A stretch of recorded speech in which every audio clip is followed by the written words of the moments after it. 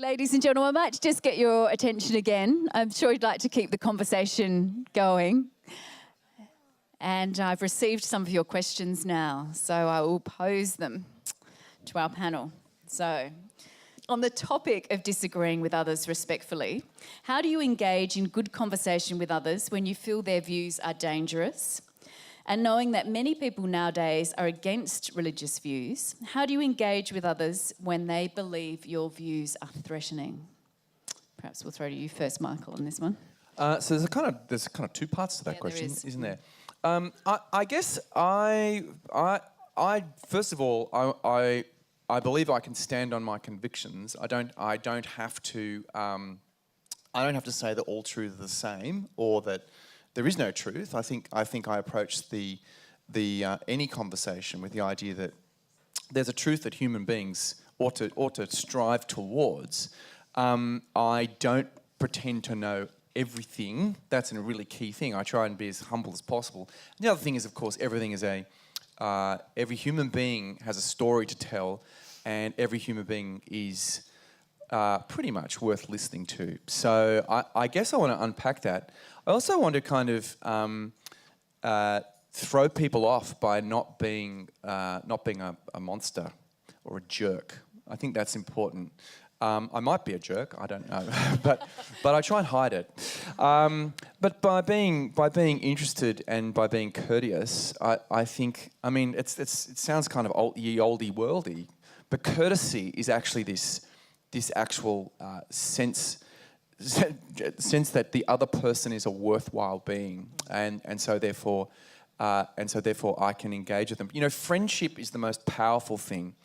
I think friendship kind of contradicts disagreements. You know, I have friends that I disagree passionately with, vehemently with, and there's our friendship, and it's like, what is that doing there? And we sort of go ahead. I don't know how we can ever reconcile our two views, but we just go ahead and we work on that friendship and see what happens. I think into that space, enormously powerful things can occur. I believe God does miracles, and so I pray for them, and I go out boldly, thinking that friendship is one of the most powerful tools for that. Yeah, I'd absolutely agree with that. I'm in the same situation, and I think you know that's the basis for the best discussions, really, when there is a respect of Yeah. Now, some people, if you go on Twitter, some people are just going to think they're just going to say the most abusive, appalling things. Some people are they're going to think all religious people are completely, not just mad, but dangerously mad. And in a way, I can't win them over. I just have to do what I do, be as reasonable and compassionate as possible, but stick to my convictions. And I can't change someone else's mind. I can only be that. So I can't force them to see that I'm not mad. I just have to be as stuck to my convictions and as true an ambassador of Jesus Christ as I can be. And Jill, tell us about your strategy. I've got so much to say about this because it's my everyday. I think it's important to have a bigger view, and I think that's one of our greatest challenges as human beings, to hold a greater idea of humanity and to keep looking at each other as a human being first and everything else after that. And I say it's challenging because I think it's something that we need to be conscious of a lot more than we are. Again, confidence has played an enormous role in how I deal with, I like to call it ignorant hatred.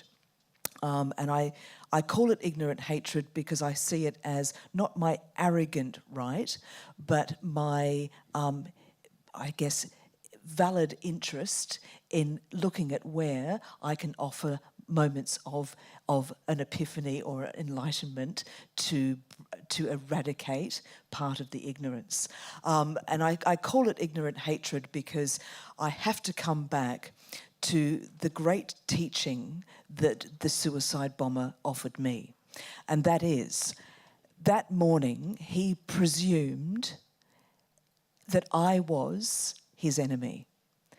And he presumed so much about me, in fact, that he thought, well, I've legitimised an action now that I can detonate my device and kill the person and the people that I've actually seen with my eyes. So that presumption was a great learning for me to say, well, how do I take something from this? What has he shown me? And I need to be in check of my own presumptions. I need to understand someone first and learn about them first before I look at them for how they're dressed or how they present and make my own conclusions. And that's a challenge. That takes work. That's about exercising and evolving us as people. A lot of the work I do is literally about dealing with difficult conversations.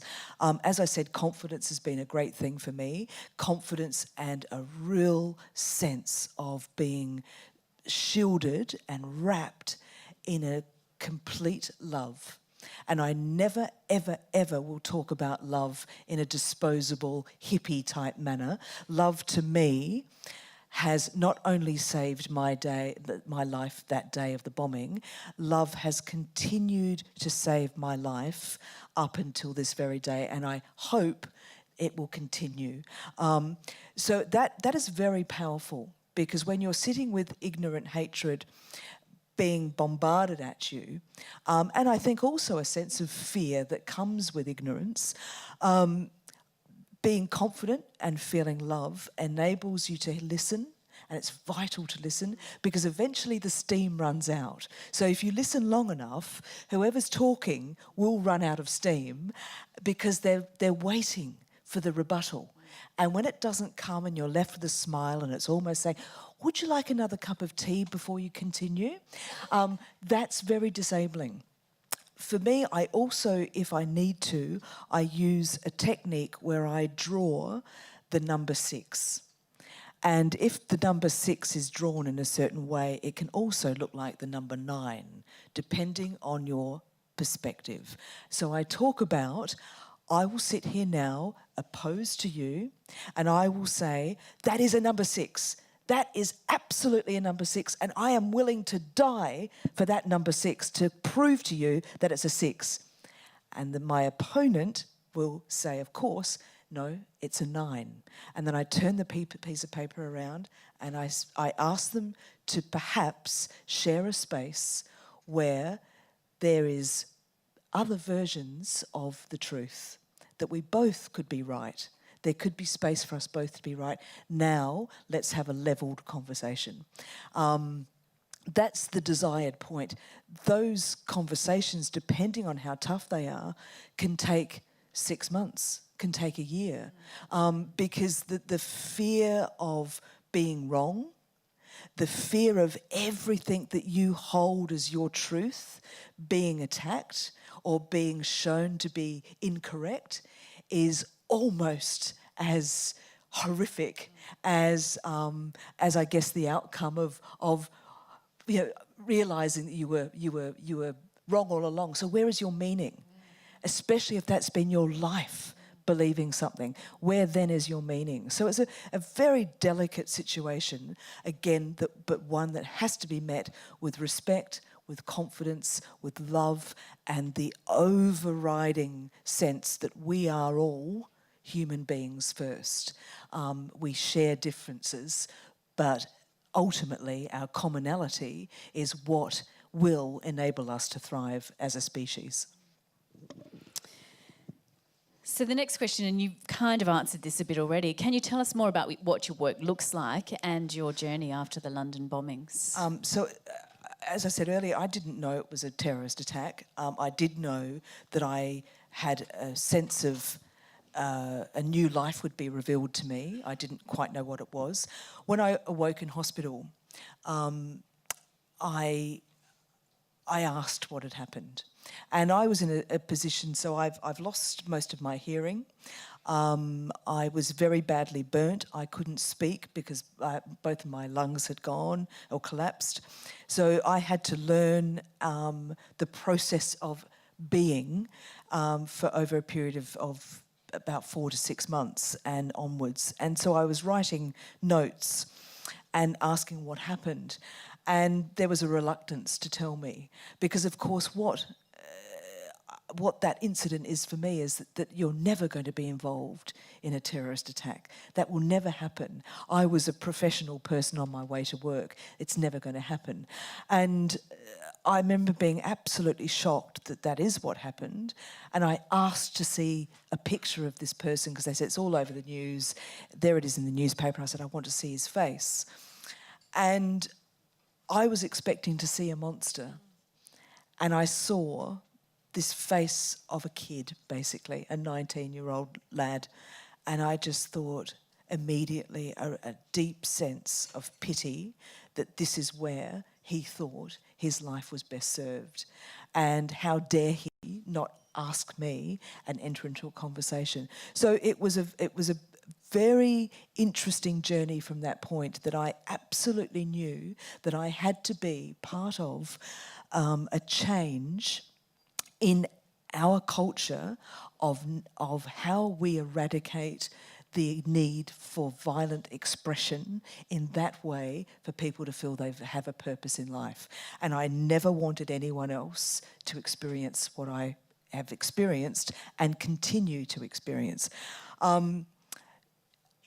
That you don't just then roll up and say, hi, I'd like to talk to you. Are you an extremist? Very difficult at a bus stop. And so I went to the town where 3 of the 4 bombers had come from. And it was in the north of the UK, and they were absolutely devastated that these were their boys. And the town was in deep mourning. So I went to the predominantly Muslim community and the Christian community and the atheist community, just community people, and I said, what do we do? What do I do with you? And we had a whole host of ideas thrown up, and almost as, you know, I think you can take the girl out of Australia. You can't take the Australian cheekiness out of the girl. So there I was sort of throwing out these stupid things. And one of the stupid things I threw out was, how about I walk from Leeds to London? And unanimously they all agreed, thinking, what a fantastic idea. So a year and a half after the bombings, on prosthetic legs, I walked from Leeds to London. And it took me a month on the road. But what that started was a deep respect within the community that what I was saying was for real, and I meant what I said, and I was prepared to act on my words. And then it started opening up the doors to have the tough conversations. So it's been a decade of learning. I now have colleagues that are former extremists based in Pakistan, based in somewhere in Jordan, in the US, and the learning from them and us working together, again, is extraordinary. And even now having a deeper understanding of conflict, but understanding it from the individual perspective of how people go to that pathway. So a lot of the work we do is not-for-profit, it's not government funded, and it's really tough because it's hard to see results.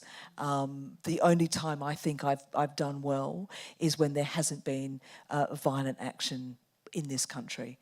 But we work throughout the world, so it's very hard, and it hits hard every time something happens, as we've seen recently in the UK and Barcelona, that they're very, very dark days for us.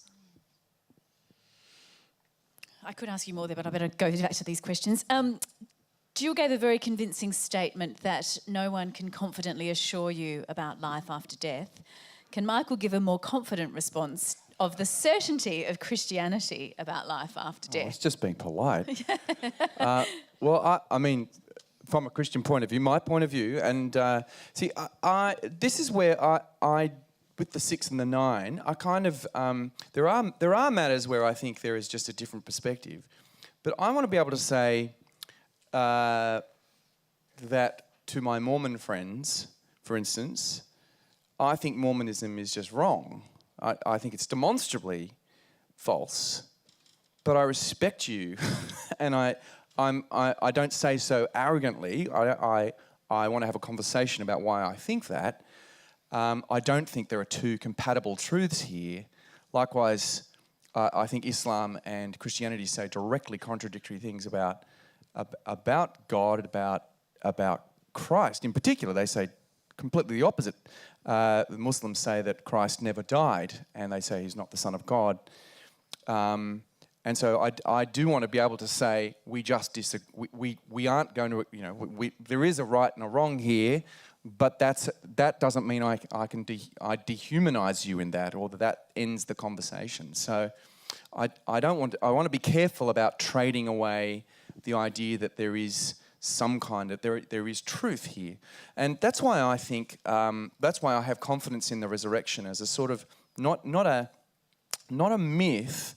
But the resurrection of Jesus is a kind of an entry of the divine into history. It's a moment where you can actually talk about it in the terms of historical inquiry, and so that's why I have confidence in that particular event and what it generated, and why I think there is a particular picture, a particular vision of life after death.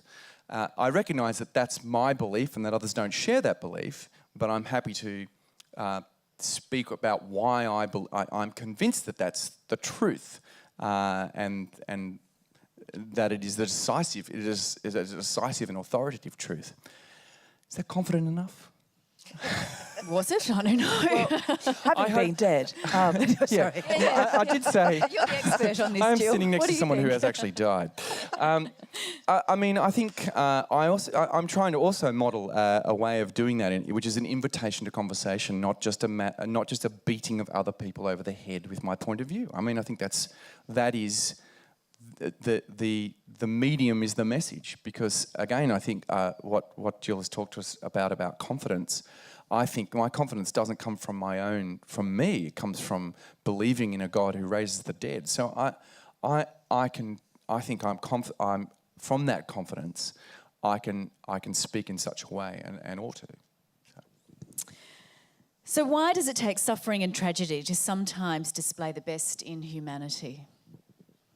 I can't stand that it does. That's the one thing that I would like to change if I could, and to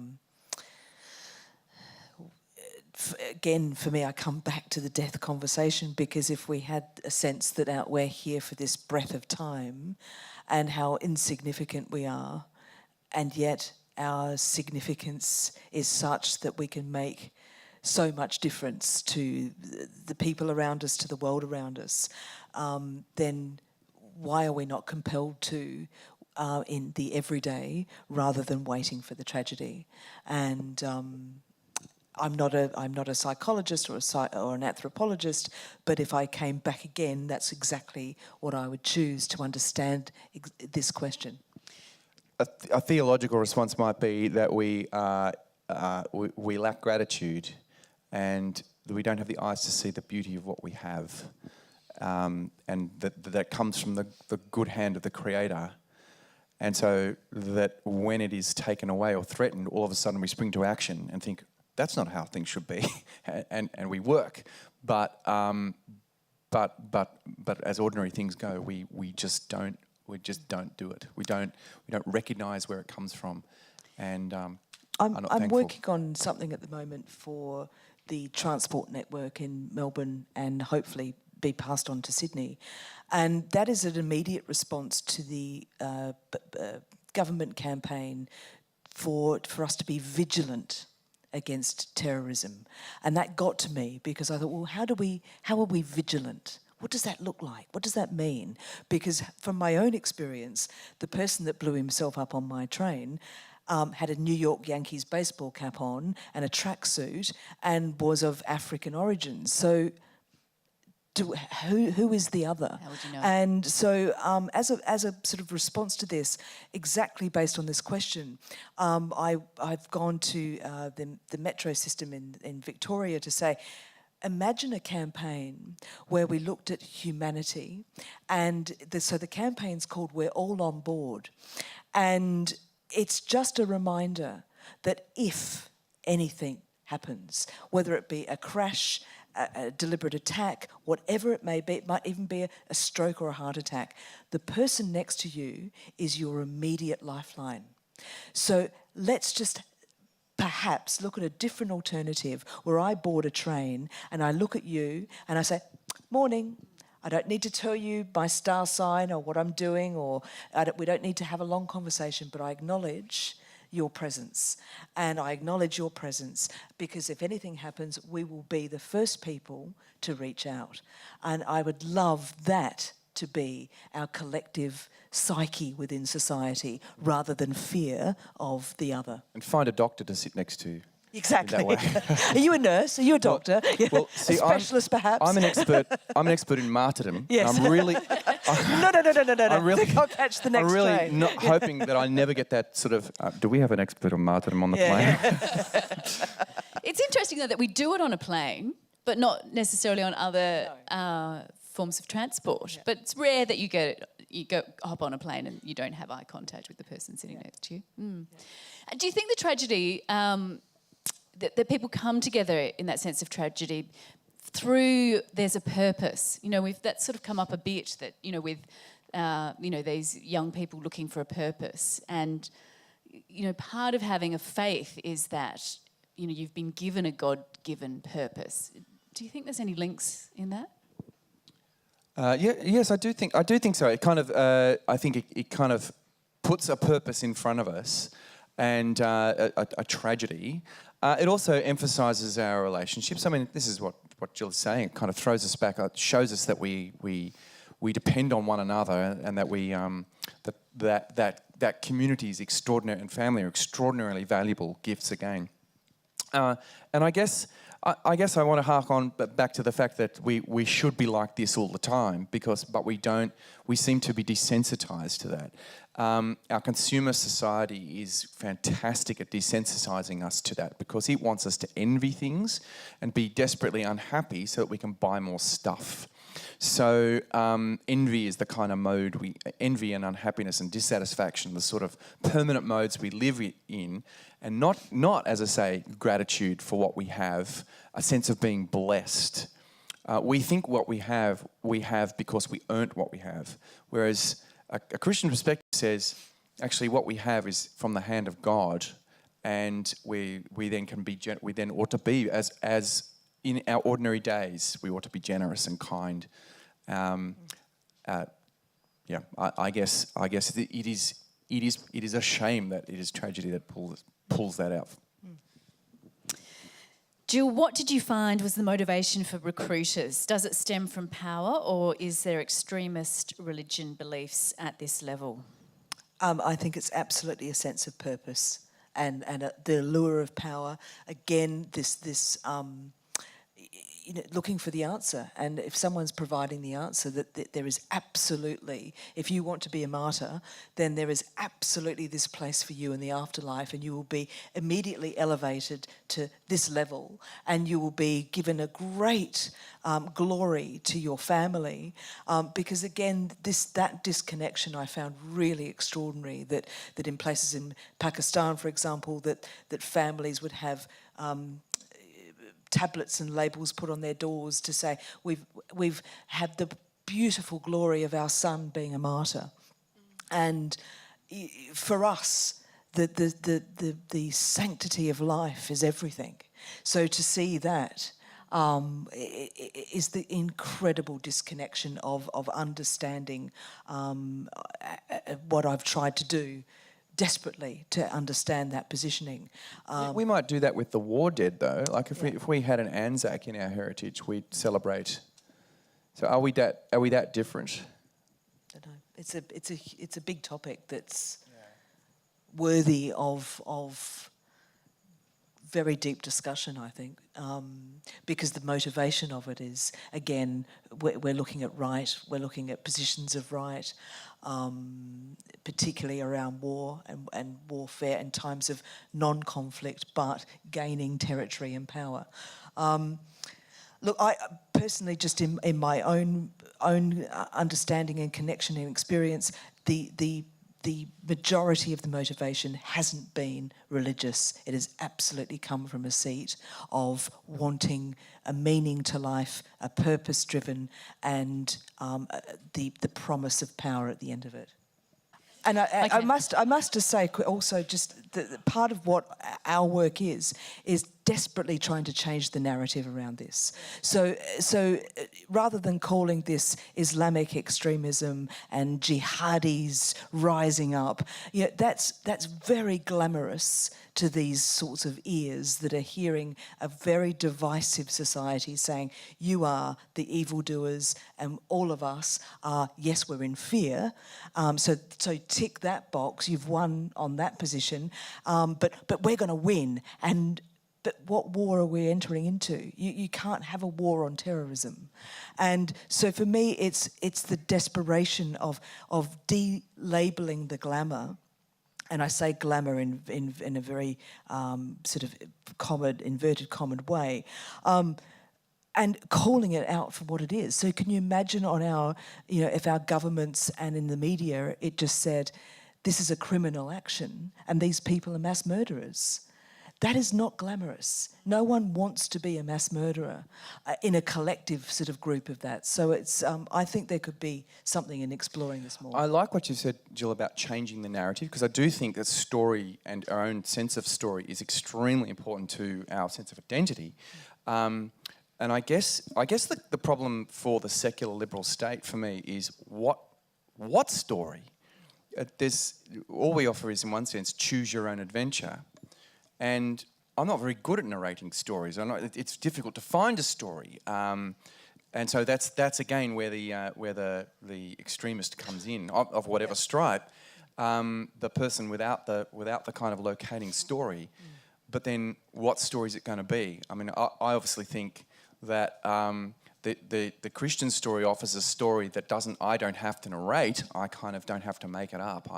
I imitate Christ. There's a story ready to hand, and I give myself to his story. But I wondered if you had any reflections on that idea of what story.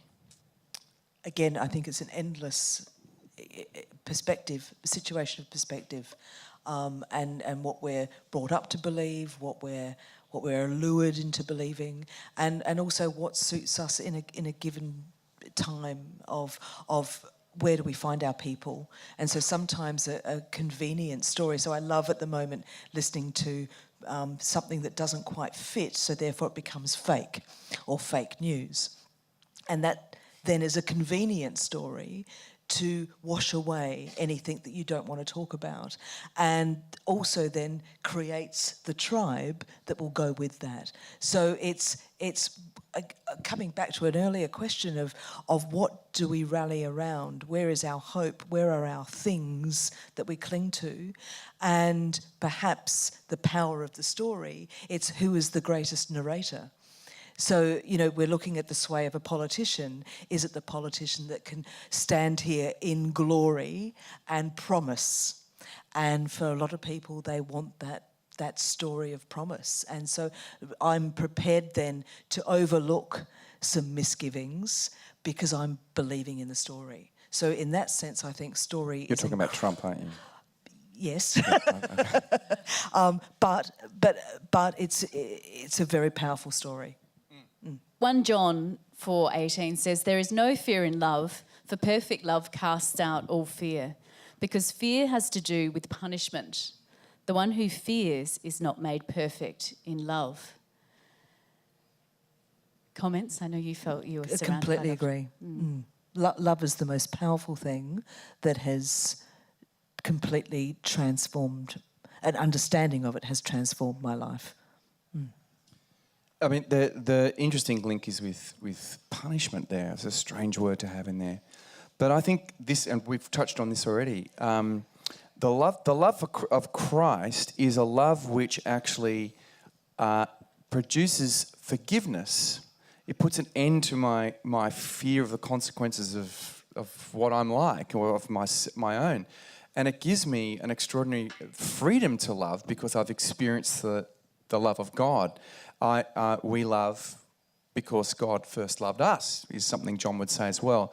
So that I I'm motivated not because I'm such a great guy and I've found the resources, but because I've received a blessing and I respond. I go outwards towards the other. So I no longer have that fear of death.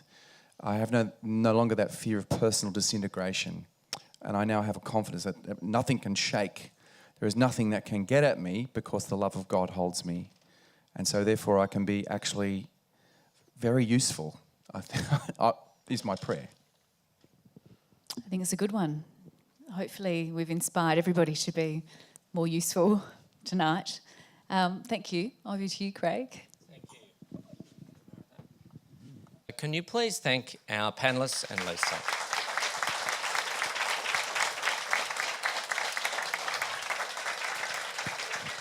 Thanks so much for making the time on a Tuesday evening to come out after the show, and we look forward to seeing you at our next events. Thanks very much. Bye.